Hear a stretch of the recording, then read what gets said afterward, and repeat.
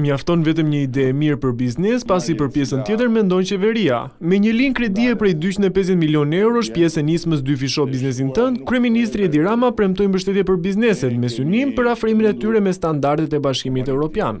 Çdo sipërmarrës i vogël dhe i mesëm që ka gjithçka përveç financimit, do ketë financimin. Do ketë financimin me mbështetjen e qeverisë shqiptare, fal linjës kredisë së Bankës së Shqipërisë dhe marrëveshjes që ne kemi bërë me bankat e nivelit 2, nëse do të ketë nevojë për më shumë, ne do bëjmë më shumë. Gjatë prezantimit të programit kombëtar për përgatitjen e biznesit për integrimin në Bashkimin Evropian, Rama tha se do të nisë një seri takimesh me sipërmarrjet për t'i përgatitur ato për tregun e madh ekonomik të Unionit. Duam të informojmë 48.000 ndërmarrje në të gjithë vendin. Një për një.